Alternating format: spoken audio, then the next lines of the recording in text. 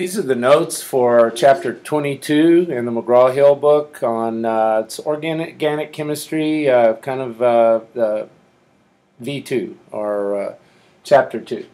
So move on, and we'll help you if you have the PowerPoint in front of you. You probably can't see as well up here, but you can kind of see what page we're on. So we're going to start out by adding a couple of things on to what we talked about last chapter. Last chapter, we've got a kind of an introduction to organic chemistry and learn how to name a lot of the organic compounds. We talked about double bonded compounds being alkenes, but there's also some arenes or the ring compounds, aromatic compounds. We did not talk about the aliphatic compounds that have more than one double bond. So we're going to hit that real quick. And if you have a compound, let's say that we had pentene, but it has two double bonds instead of one. So we have 1, 2, 3, 4, 5. First thing you do, pent. And remember, we always try to focus on the parent chain first. Well, we're going to start with one with double bond.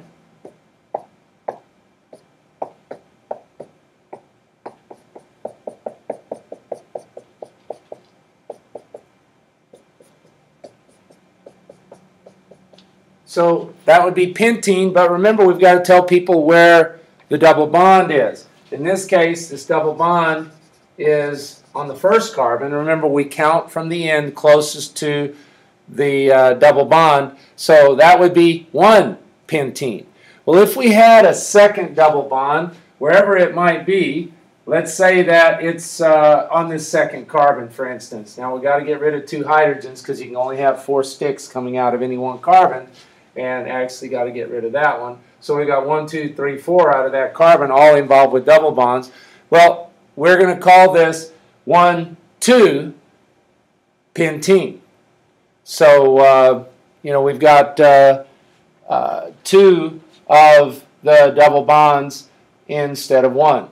So just remember that you always have to start with the parent chain, and you know that you've got 2 double bonds here. You have to tell people where they are. So often you'll see this as 1, 2 pentadiene. They use the di to tell you that it has 2 double bonds. So that's probably the best and most accepted way to do that. So remember, look at the parent chain. Name that first. If it's got a couple of double bonds, you just do what we just said in order to tell people about that. The other thing is that we talked about benzene rings. Well, we're going to add on another type of ring, very common, probably one of the most common benzene rings would be the toluene. And toluene is basically a benzene ring with a methyl group on top. So it's so common that instead of just saying methylbenzene, they call it toluene. So this is our toluene molecule. If we had something else on it, like let's say we had a bromine over here, well, then we're going to call that 2 bromine, 2 bromo toluene. And we always use the methyl group as the anchor for where the 1 is. So if it were down here, it would be 1, 2, 3. If it were all the way across, 1, 2, 3, 4, and beyond that, if it comes around this other side, then we start counting the other way, 1, 2, 3. So I just wanted to make sure that we introduced toluene so that you knew that. So we're going to move on with Chapter 22 stuff. And in Chapter 22, we're going to introduce some of the substituent groups. In other words, it's kind of like accessories for your car. We're going to buy some more accessories here and add a radio and maybe tinted windows and some things like that. So the accessories, the extra things that make the car behave differently, that's what these groups are. So we're going to start, of course, we already talked about halocarbons in the last chapter, and the halocarbons are the compounds that have halogens from group 7A. And remember that if we have chlorine, then where it is, we call it a chloro group. If we have bromine, it's a bromo group, iodine, iodo. And it's basically just the same stuff that we talked about. Just a reminder that, you know, when we have a halide as a functional group, that instead of chlorine, you drop the INE and you put an O. The chart on page 787, that would be well worth your while to make a copy of that. I have copies available in the classroom. Use that as your main study guide for this chapter. I would say anywhere from 60 to 70% of the questions could be tracked directly back to looking at this chart and learning the types of groups and the way we name them. Make sure you know what each functional group is and then what the compounds are called that have those functional groups. So this is a picture of that chart. Chart, like I said, is available in the classroom. There's also one in your book. We're going to start, again, they have halides as the first thing, even though we've already talked about that in the last chapter. They wanted to make sure you understand it's not always just carbon groups, so that's why they introduced those early. So if we have a chlorine on, say, the third carbon on a hexene molecule, then you would say 3 chloro, 1 hexene. And you tell people where the groups are. It's kind of like telling somebody where a friend lives. You give the address and somebody says, oh, well, I can find that. I'll plug it into my GPS and find it.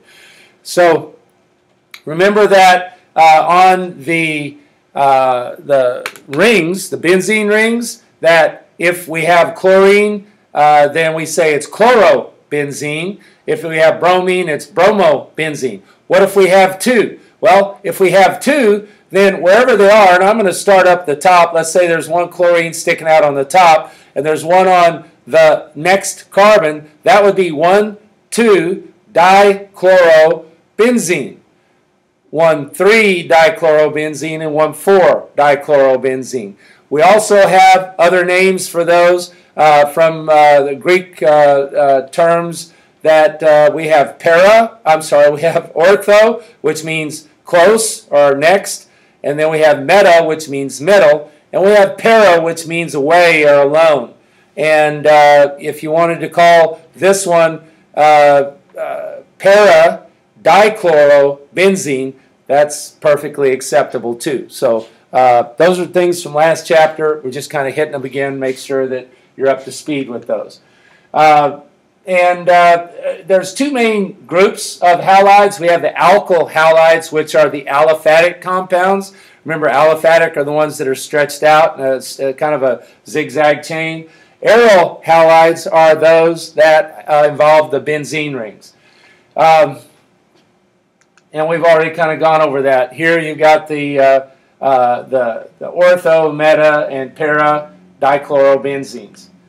So we're going to talk about boiling points and properties. Obviously, in this top graph, you can see that when we start with 1 carbon, that's minus 162 degrees boiling point. That would be something like methane. When we turn on this spigot and let methane out, methane's got hydrogens all the way around, and it doesn't like the other methanes. Hydrogens aren't attracted to hydrogens, except for the van der Waals dispersion forces. So dispersion forces, remember, are where there's electrons moving inside. Wherever there's electrons moving, there's a magnetic field around it, and a very slight magnetic attraction. When those molecules hit a methane, they bounce off, and they go out to the walls and become a gas. If we cool it to minus 162 degrees Celsius, then when they hit, they're moving so slow they stick together. Kind of like throwing a magnet at a metal object real hard, hits and it bounces off. But if you move it over there slowly and touch it, it sticks. And when it sticks, that means it's a liquid, and if it sticks even more, it becomes a solid. So you can see real easily here that it's somewhat linear when we go from minus 162 all the way up to about 142 for 8 carbons, which would be octane. That would be like kind of the mid-range of what is in gasoline. and that corresponds to the boiling point of gasoline. Not that we want to boil gasoline. That's not something I would enjoy doing unless I was paid a whole lot and had a fireproof suit on. So over here we see the melting points not quite so linear down on the bottom. As a matter of fact, they're very close, like methane, very close, the boiling and melting points. We can actually make methane solid if we get the right pressure and the right temperature. And we look at methane over here, then we go to ethane and back down to propane. Propane actually is just a tad lower in melting point, so there's a little bit of nonlinearity down there on the bottom, but as we go up, you can see that the bigger it gets, the more energy to melt it. And that's like anything else. Think of tearing a house down. Tear down a dog house, boom, boom, boom, load it up and take it out and it's done. Take down a 3-story home and that takes a lot more energy because it's a lot bigger structure. The bigger they are, the harder they fall. So keep in mind, bigger molecules, higher boiling point. There will be questions on the test where I ask you which of these molecules would you think has a higher boiling point. Well, number one thing, look at the bigger ones. The bigger they are, the higher the boiling point. And melting points somewhat the same. And I wouldn't give you propane and ethane because they're kind of opposite, but we've talked about it, so you should know that. All right, so as far as that goes. Now, what if we add a halogen? Well, if you add a halogen, some of the halogens are fairly heavy. I mean, chlorine, bromine, iodine. Iodine's 126.9. That's a pretty heavy molecule. When you add that, it's kind of the same theme. The heavier and bigger something is, the more energy it is in order to turn it into a gas, because we've got to drive that stuff up and away from its partner. And so keep in mind that if you had an iodide compound, it would have a boiling point in melting point higher than the fluoro and chloro compounds in almost every case. There's probably exceptions, there always are. I can't think of one right now. So keep that in mind. Size, number of carbons, which also corresponds to heavier, and then molecular mass. The heavier the molecular mass in general, the higher the boiling point. So there are 4 main forces that cause things to boil high or low, and these are all intermolecular. In other words, here's a molecule, here's a molecule. Not the intramolecular, which would be the covalent bonds, but inter, like international, between 2 nations, between 2 molecules. There are 4 ionic compounds. Actually, it is a bond, but it's also an intermolecular attraction. So it's kind of both things at once. And those are the strongest. You try to melt salt or any of the salts, you got to have a real heavy-duty burner, and you got to heat it to a high temperature. That's because they have such good bonding. It's like trying to little piggy trying to blow down the brick building. Okay, not going to happen. Or the wolf. I guess the piggy wouldn't want to blow down his own house. So the wolf can huff and puff. He's not going to get that brick building down. Other things like hydrogen bonding, pretty strong too. That might be like the wooden house. Okay, a little bit weaker, but still pretty strong. Water has a high boiling point. You think about boiling points, think, well, 100's not that high. It is high for a small compound like water. Water has a molecular mass of 18. Methane has a very comparable molecular mass, but it boils at -162. So, that's the temperature you'd expect water to boil at. And if it did, we wouldn't be here because we're mostly water. So, the thing is, what is it that makes water boil so high? Hydrogen bonding. It sticks together. The waters stick to each other. We heat it up, they still stick, and they start vibrating. We heat it up, we get it up to 100 degrees, and poof, there it goes. It's a gas. So the intermolecular attractions are what cause that. When we step up to the next thing, and related to hydrogen bonding is dipole-dipole, which would be plus-minus attractions. That's what hydrogen bonding is. It just happens to be a real strong dipole-dipole. So if molecules have plus-minus attraction, then they might have a fairly good boiling point too, maybe somewhere in the range of 0 to 100.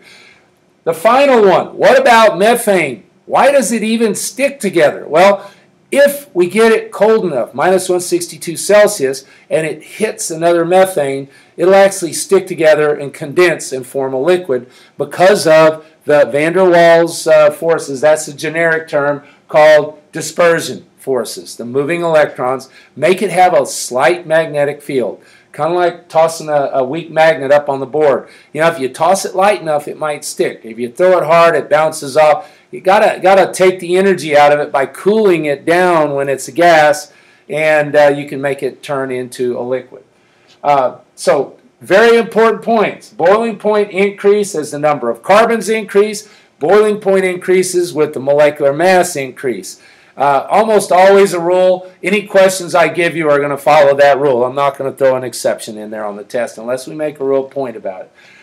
Also, branching decreases boiling point. So let's say we have different isomers of pentane. Pentane has 1, 2, 3, 4, 5 in a kind of zigzag line. What about if we take one of those off and stick it in the middle and make a branch? That would be, say, 2-methyl propane or butane. What if we take one more off and stick it into where we've got a cross shape molecule, which would be 2,2-dimethyl propane. Now we've got a 3-carbon chain. Well, that's very branched, and by branching it, we've decreased the boiling point. So it makes it not have so much attraction to the other molecules. It kind of keeps the other molecules at distance so that they don't, the van der Waals dispersion forces can't grab onto each other. So branching, so on the test, if I give you a straight chain with 5 carbons, a single branch with 5 carbons, and a very branched compound with 5 carbons, to say which has the lowest boiling point, well, the branched one would have the lowest boiling points. So we're going to move on, talk about substitution reactions. In this chapter, we're going to have substitution, addition, dehydrogenation, hydrogenation reactions. So we're going to do all those in a later day. Today, we're only doing substitution reactions. And I'm either going to use halides or I'm going to use XX, which can stand for halides or can stand for other molecules. Another one that you may see on the test would be water as a molecule that does the substitution where the OH and an H swap places. And you'll end up with a molecule that has an OH, we're going to find out is an alcohol, and H2. So what is substitution? Well, we're going to take an organic molecule and some molecule, either HOH or Cl2 or Br2, and we're going to introduce those in the same container and either put enzymes, catalysts, or heat that's going to make the reaction go, and one of the, in this case, one of the Cl's will kick out a hydrogen and take its place. That's substituting or substitution. We end up with, in this case, HCl and chloromethane. In other words, it's a methane with one Cl and, where a H used to be. Substitution. Okay. Look at the reaction. There's several others in the chapter. Start working on your review. We have a lab where we're going to put these molecules together, and I think that'll help you see what they look like. Study hard. Good luck, and we will see you on the next video.